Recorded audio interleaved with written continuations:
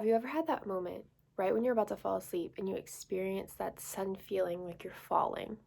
Well, try not to fall asleep on me, and I'm going to explain why that happens and how you're probably not the only one to experience this.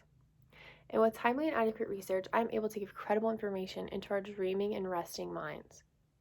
First, I want to start off by giving a brief history of dream research, get into our sleep stages, and lastly, the decoding of our dreams. So, stay with me while we get into each other's minds to get a better understanding of what goes on while we're resting. First, I want to start off with Michelle Carr from Psychology Today. Michelle, in her article, A Brief History of Dream Research, she informs us that it began in 1953 with Asarensky and Kleitman. They are credited with having the first sleep laboratory to discover the characteristics of REM sleep. And around the same time of their research, American psychologist Calvin Hall was doing his own cognitive theory of dreaming. And with the work of Hall, Asarensky, and Kleitman, researchers were able to do further testing into the sleep stages as well as REM. The National Institute of Neurological Disorders and Stroke breaks down each stage of sleep for us. So stages 1, 2, and 3 of non-REM, which are lighter stages of sleep before we reach that final stage of REM. While in REM, we will dream the most. And in REM, our eyes move rapidly back and forth while our eyes are closed. REM is experienced about 90 minutes after falling asleep. And while in REM, our emotions are processed, which makes our dreams so vivid. Rowan Hooper from the Washington Post helps us answer some questions we may have about the dreams.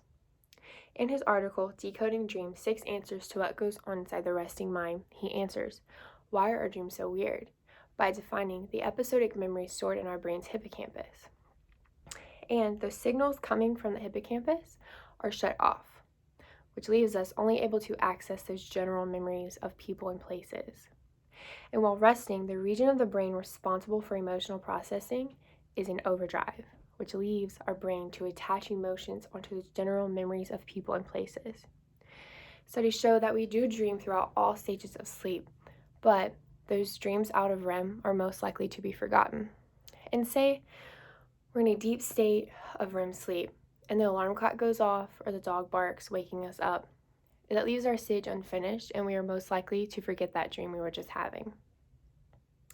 Famous psychologist Sigmund Freud believed that our wishes followed us into our dreams, and it is to learn that men and women do dream differently. Michael Shadell from the Central Institute of Mental Health states that men tend to dream more aggressively, where women tend to dream more friendly interactions. So, if you don't mind, no pun intended, I'm going to wrap up by saying how it is important for us to get a better understanding of what goes on in our brain while we're sleeping and the brain's function so we don't overthink our dreams. And remember when I asked you if you had ever experienced that feeling of falling right when you're about to fall asleep? Well, we learned from the National Sleep Foundation that we may experience that due to lack of sleep, emotional stress, high caffeine intake, and heavy workouts, which is why it's so important for us to take a look at our daily routines and make sure there's nothing that may be affecting our resting state.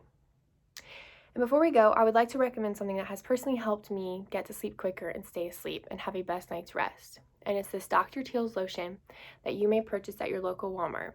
It is wonderful for getting a great night's rest.